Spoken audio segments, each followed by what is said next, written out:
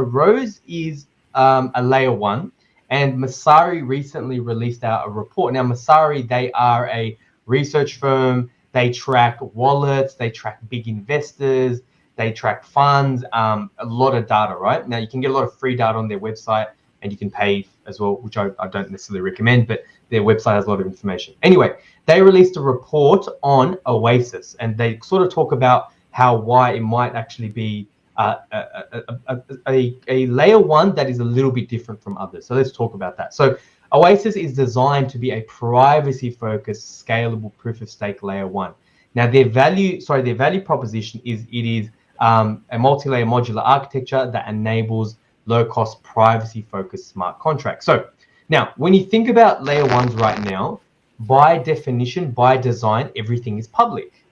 And if I send you something, Ahmed, we can go on Snowtrace if it's AVAX, we can go on ETH tracker, and we can see I sent you this much on this day, right? We can see it went from this wallet to that wallet. The thing is, a lot of people don't want that. A lot of people don't want their transactions to be tracked, right?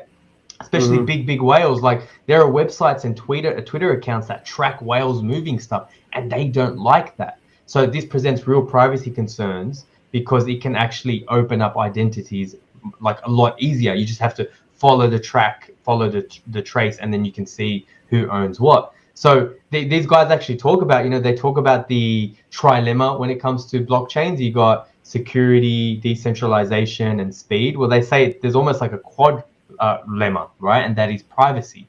So this is something that Oasis has, that they've spent a lot of academic research, a lot of really good players behind this to focus on privacy.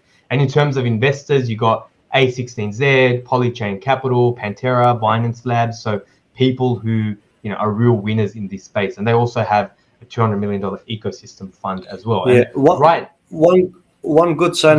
Sorry to cut you off there. I was saying one good sign of knowing if a project is good or not is if Binance Labs is funding it, or Binance Labs. Like, that's always an easy way. If you don't want to do any research, just follow Binance Labs.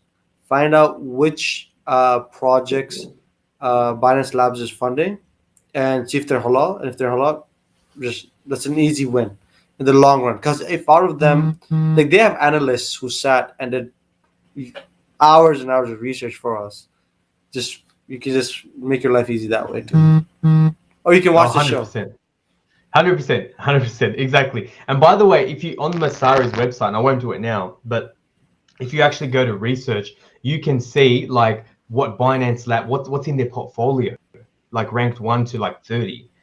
Same thing too, I'd say something similar in terms of, like you say, Ahmed, Binance Labs, look at what they're investing, A16Z and Pantera as well.